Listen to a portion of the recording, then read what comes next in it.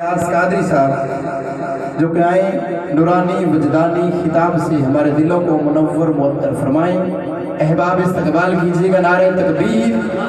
نعرہ رسالت، نعرہ رسالت. بول میرے ویر نعرہ رسالت. میرے آخری الفاظ ہیں، اس کے بعد میری حاضری ختم. جب نعرہ تکبیر لگائے تو پھر ایک ہاتھ بلند کریں، جب نعرہ رسالت تو پھر دونوں، جب نعرہ حیدری تو پھر سینے کا ٹل لگا کر، جب نعرہ غوثیہ تو ہر ولی کو حاضر ناظر جان کر. اسی انداز سے نعرہ تکبیر، نعرہ رسالت. اور گواہ زمانے کا ہر ولی ہے، جدھر میں دیکھوں علی علی علی. ہاتھ اٹھانا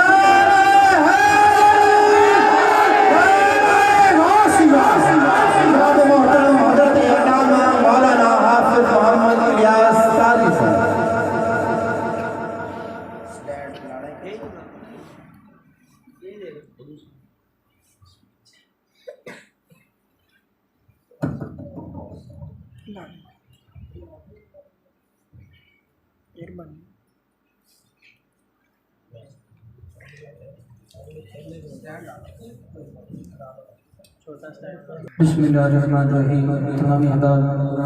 توجہ کریں. جیسا کہ تمام احباب کو یہ معلوم ہے کہ خصوصی خطاب حضرت علامہ مولانا عطاء المصطفیٰ رضوی صاحب کا تھا، لیکن سبھی احباب جانتے ہیں کہ موجودہ بارش کی وجہ سے، موسم کی وجہ سے وہ نہیں پہنچ سکے. لہٰذا کوئی لمبا چوڑا خطاب نہیں ہوگا. اصال ثواب کی محفل ہے، اسی مناسبت سے چند باتیں آپ کے گوش گزار کرنے کی کوشش کروں گا کہ ہم اصال ثواب کی یہ محافل کیوں سجاتے ہیں. آج المیہ یہ ہے کہ اگر کوئی شخص ہمارے مسلک کے کسی عقیدت مند سے کوئی سوال کر لیتا ہے کہ تم لوگ فلاں کام کرتے ہو، اس کی دلیل پیش کرو، تو بجائے دلیل دینے کے وہ بھاگتا ہے مسجد کی طرف، مدرسے کی طرف، کسی امام مسجد کی طرف یا اپنے پیر و مرشد کی طرف کہ مجھے بتائیے فلاں نے مجھ پر یہ اعتراض کیا ہے، اس کا جواب کیا ہے. احباب ذی وقار، ضرورت اس امر کی ہے کہ ہم لوگ جن معاملات کو اپنی زندگی میں ضروری سمجھتے ہیں، ان معاملات کی حقیقت کا بھی ہمیں علم ہونا چاہیے کہ ہم محفل مناتے ہیں، محفل منانے کا کیا ثبوت ہے. یہ ہمارا عقیدہ ہے کہ حضور کے ساتھ محبت کرنے کو بغیر دلیل کے ساتھ حضور کے ساتھ محبت ہونی چاہیے، لیکن اگر کسی کا منہ بند کرنا ہو تو وہاں پر ہماری عقیدت کام نہیں آئے گی، بلکہ وہاں پر اس کا منہ بند کرنے کے لیے کوئی نہ کوئی دلیل کام آئے گی. ہم اصال ثواب کی مجالس سجاتے ہیں، کوئی اعتراض کرے تو ہم اس کے ساتھ لڑ اور جھگڑ نہیں سکتے، بلکہ اس کو بتانا پڑے گا کہ ہمارا یہ کام کرنے کا مقصد کیا ہے، اس سے ہمیں کیا ملتا ہے اور مرنے والے کو کیا ملتا ہے. اللہ حاضر قیاس جتنے بھی ہمارے کام ہیں الا ماشاء اللہ، ہمیں ان میں سے اکثر کے دلائل کا کچھ بھی پتہ نہیں ہے. مختصر سے وقت میں چند باتیں اس بارے میں آپ کے گوش گزار کروں گا. تمام احباب محبت سے سماعت کیجیے گا. الحمدللہ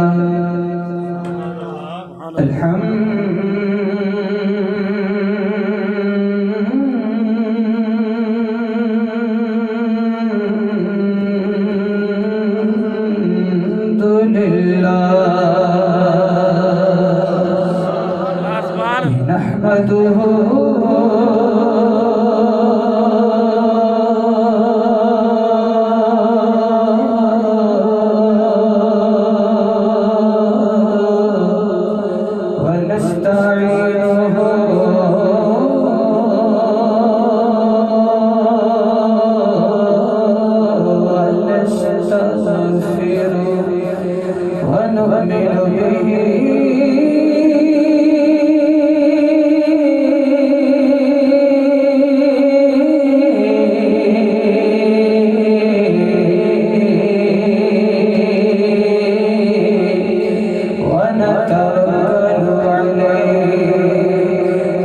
وأشهد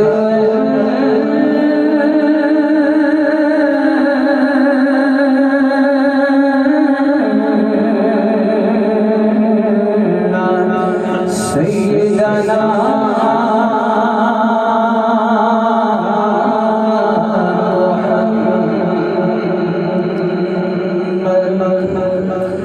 أما بعد فأعوذ بالله من الشيطان الرجيم بسم الله الرحمن الرحيم قال الله تبارك وتعالى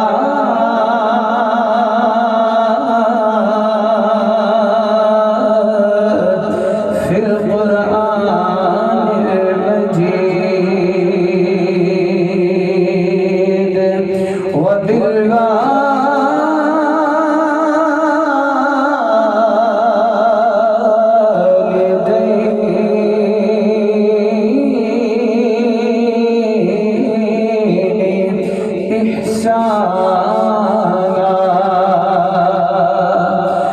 آمنت بالله صدق الله مولانا العظيم وبلغنا رسوله النبي الكريم الأمين إن الله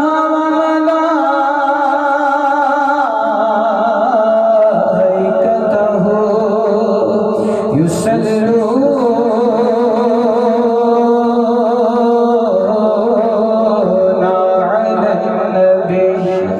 يا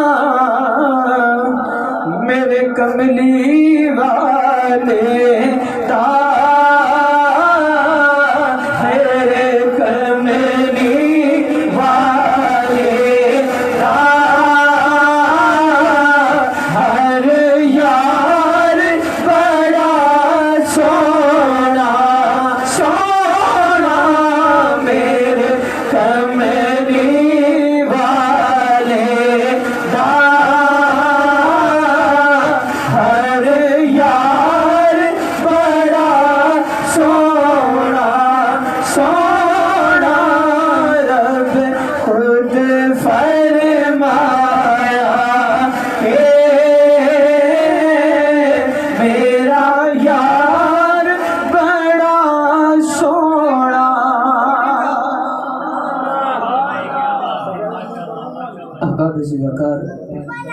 अल्लाह जल्ल शानुहु की हम्द व सना के बाद दोनों मकाम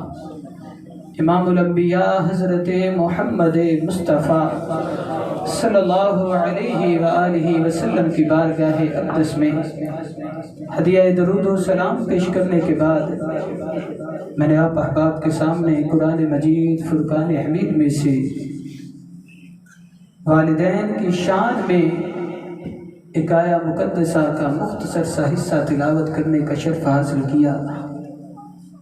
और वालिदैन की अज़मत का अंदाज़ा इस बात से लगाइए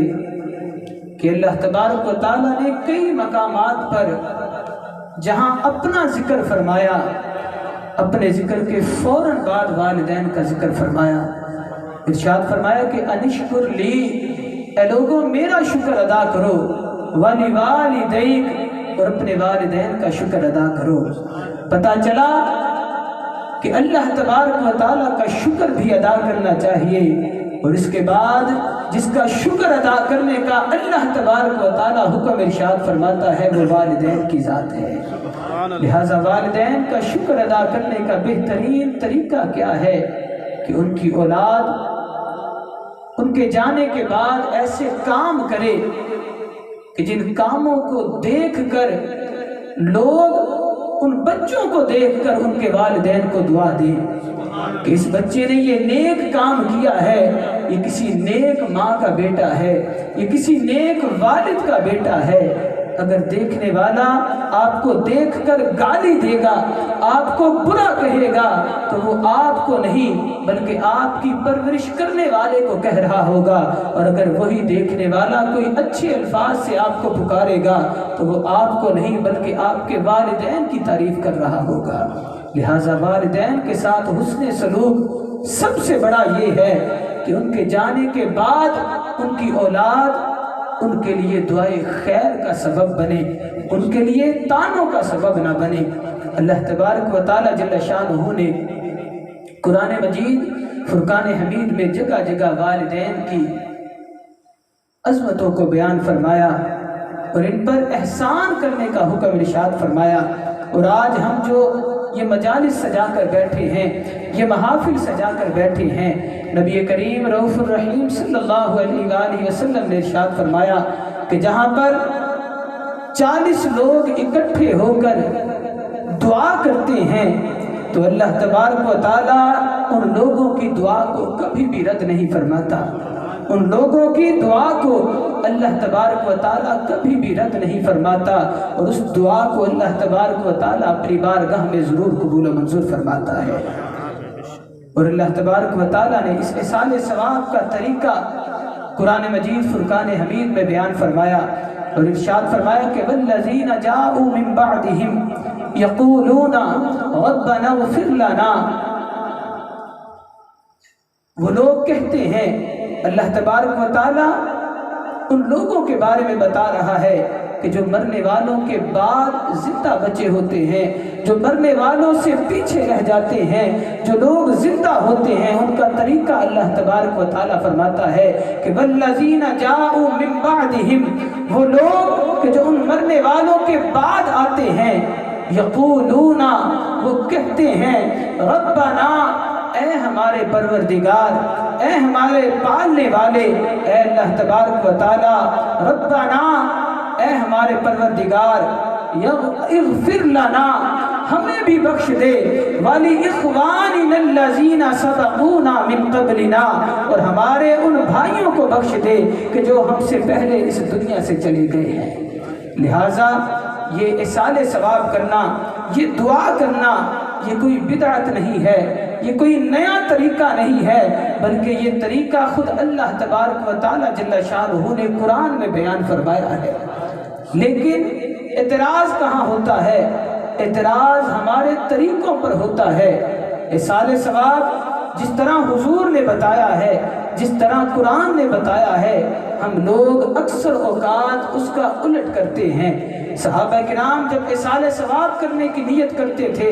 تو حضور کی خدمت میں حاضر ہوتے تھے، عرض کرتے تھے کہ اے اللہ تبارک و تعالیٰ کے حبیب، ہم لوگ اپنے مرنے والوں کے لیے ایصال ثواب کرنا چاہتے ہیں، ان کو ثواب پہنچانا چاہتے ہیں، یا رسول اللہ ہم کون سی چیز صدقہ کریں تاکہ مرنے والے کو، ہمارے مرحومین کو اس کا ثواب پہنچے؟ پتہ چلا کہ جس چیز کی اس وقت کے لوگوں کو ضرورت ہوتی ہے، اگر اس چیز کو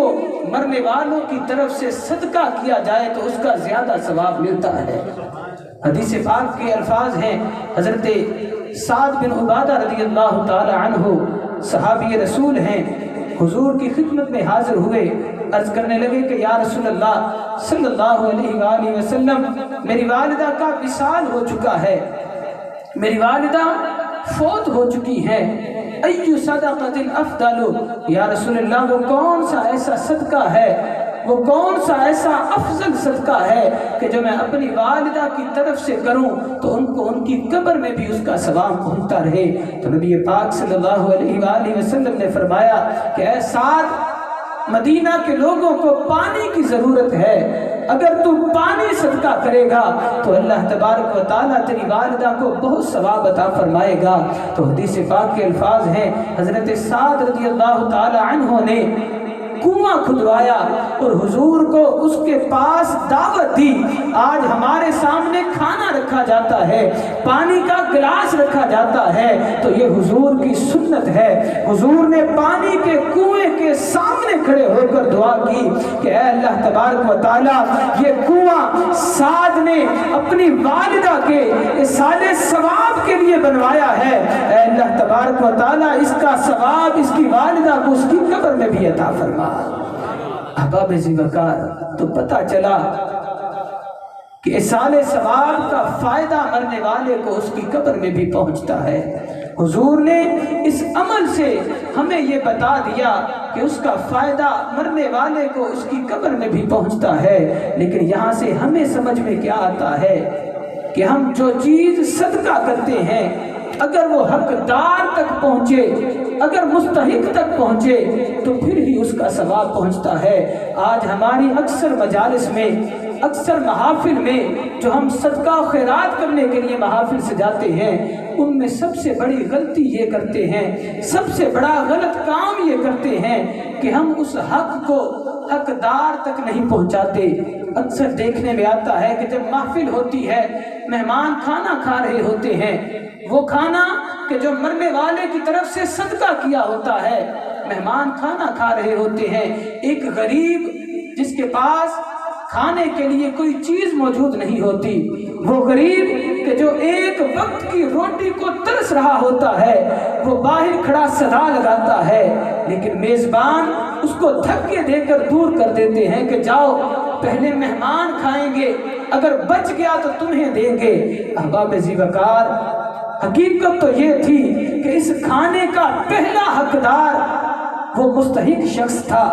وہ غریب شخص تھا کہ جس کو ہم نے دھکے دے کر باہر کر دیا، جس کو ہم نے دھتکار کر وہاں سے باہر نکال دیا۔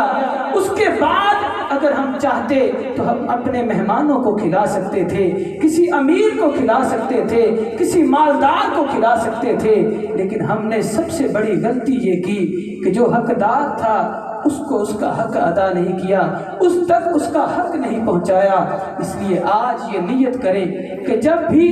ایسی کوئی محافل ہو تو حقدار کو اس کا حق پہنچانے کی ضرور کوشش کریں۔ کوئی صدا لگائے، ہم لوگ یہ سوچتے ہیں کہ نہیں یہ تو اس کی عادت ہے مانگنے کی، یہ تو جان بوجھ کر مانگتا ہے، اس کے گھر میں بھی کھانا موجود ہوگا۔ تو میں یہ سوال کرتا ہوں کہ کیا وہ لوگ جو اس محفل میں کھانا کھا رہے ہوتے ہیں ان کے گھر میں کھانا نہیں ہوتا؟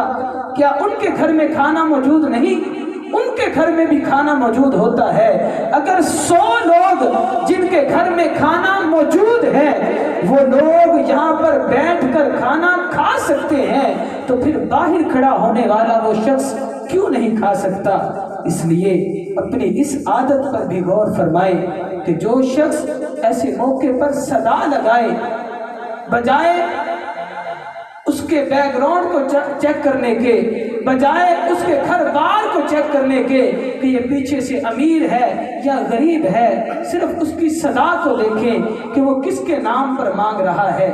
کس کے نام پر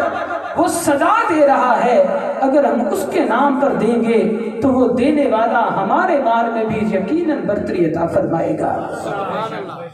نعرہ تکبیر، اللہ اکبر، نعرہ رسالت، نعرہ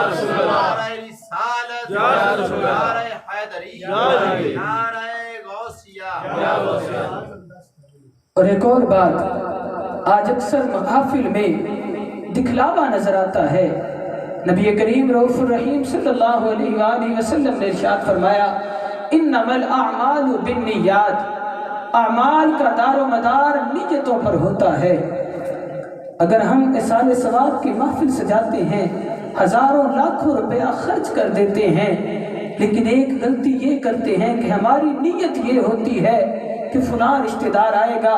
وہ کہے گا کہ واہ فلاں کے بیٹے نے اتنا بڑا ختم دلایا ہے، اتنے مہمانوں کو بلایا ہے، اتنی بڑی محفل سجائی ہے، اتنی دیگیں پکائی ہیں۔ اگر ہماری نیت یہ ہوئی کہ ہم لوگوں کو دکھلاوا کر رہے ہیں، لوگوں کی واہوائی حاصل کرنے کے لیے اگر ہم محافل سجائیں گے تو جان لیجئے حضور نے فرمایا کہ اعمال کا دار و مدار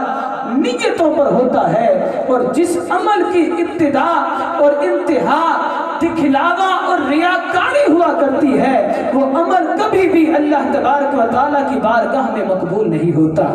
اور اگر ہماری نیت یہ ہوئی کہ ہم نے جتنا بھی کھانا پکایا ہے، جتنا بھی اہتمام کیا ہے، وہ صرف اور صرف اللہ کی رضا کے لیے اور اپنے مرنے والے کے ثواب کے لیے کیا ہے، تو خواہ ہم نے 1 روپیہ ہی کیوں نہ خرچ کیا ہو، اس کا ثواب اللہ تبارک و تعالیٰ مرنے والے کو اس کی قبر میں بھی عطا فرمائے گا۔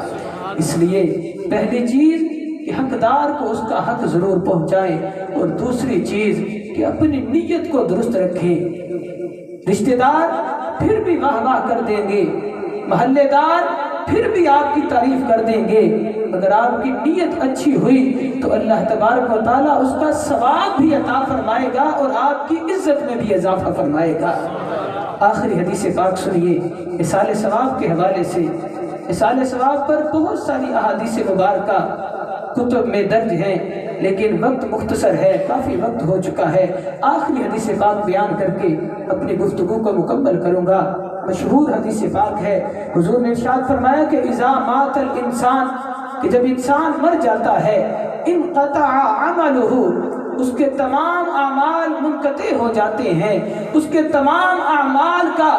جو دروازہ ہے وہ بند ہو جاتا ہے۔ اگر وہ ہر سال حج کیا کرتا تھا تو حج کرنے کا سلسلہ ختم ہو گیا، اب وہ حج نہیں کر سکے گا۔ اگر وہ روزانہ تلاوت کیا کرتا تھا تو اب وہ اٹھ کر تلاوت نہیں کر سکے گا۔ اگر وہ تہجد پڑھا کرتا تھا تو اب وہ اٹھ کر مسجد میں نہیں جا سکے گا۔ الا حاضر قیاس، حضور نے فرمایا کہ انقطع عملہ، اس کے تمام اعمال منقطع ہو جائیں گے، الا من ثلاثۃ، لیکن 3 کام ایسے ہیں کہ مرنے والا مر جاتا ہے، حضور نے فرمایا کہ وہ 3 کام ان کا ثواب مرنے والے کو اس کی قبر میں بھی پہنچتا رہتا ہے۔ صحابہ کرام نے عرض کیا کہ یا رسول اللہ وہ 3 کام کون سے ہیں؟ نبی کریم رؤوف الرحیم صلی اللہ علیہ وآلہ وسلم نے جواب ارشاد فرمایا، اور آج ہمارے لیے وہ جواب دلیل بن گیا۔ حضور نے ارشاد فرمایا کہ پہلا کام یہ ہے کہ الا من صدقۃ جاریۃ،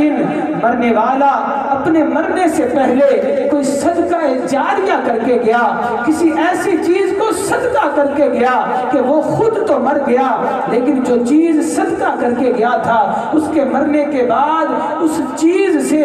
لوگ فائدہ اٹھاتے رہے، تو جب تک وہ لوگ فائدہ اٹھاتے رہیں گے تب تک مرنے والے کو اس کی قبر میں بھی اس کا ثواب پہنچتا رہے گا۔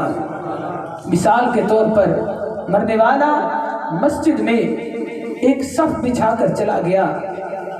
ایک لائٹ کا انتظام کر کے چلا گیا، تو جب تک اس صف پر لوگ نماز پڑھتے رہیں گے، اس لائٹ کی روشنی میں جب تک قرآن پاک کی تلاوت رہے گی، لوگوں کا گزر ہوتا رہے گا، جب تک وہ چیز باقی رہے گی تب تک اس کا ثواب مرنے والے کو اس کی قبر میں بھی پہنچتا رہے گا۔ اور دوسری چیز حضور نے ارشاد فرمائی کہ او علم ينتفع به، کہ مرنے والا کوئی ایسا ہنر جانتا تھا کہ جس ہنر سے لوگوں کو فائدہ پہنچ سکتا ہو، مرنے والا کسی چیز کا عالم تھا، کسی ایسے علم کا عالم تھا کہ جو علم وہ لوگوں کو سکھا کر چلا گیا، کوئی استاذ تھا، کوئی مدرس تھا، کسی جگہ کا استاذ تھا، وہ مرنے سے پہلے لوگوں کو اپنا علم دے کر چلا گیا، اپنا علم سکھا کر چلا گیا، تو حضور نے فرمایا کہ جب تک اس تعلیم کا سلسلہ جاری و ساری رہے گا، اللہ تبارک و تعالیٰ مرنے والے کو اس کی قبر میں بھی اس کا ثواب عطا فرماتا رہے گا۔ اور تیسری چیز حضور نے ارشاد فرمایا کہ او ولد صالح یدعو لہ، کہ مرنے والا نہ تو کوئی عالم تھا،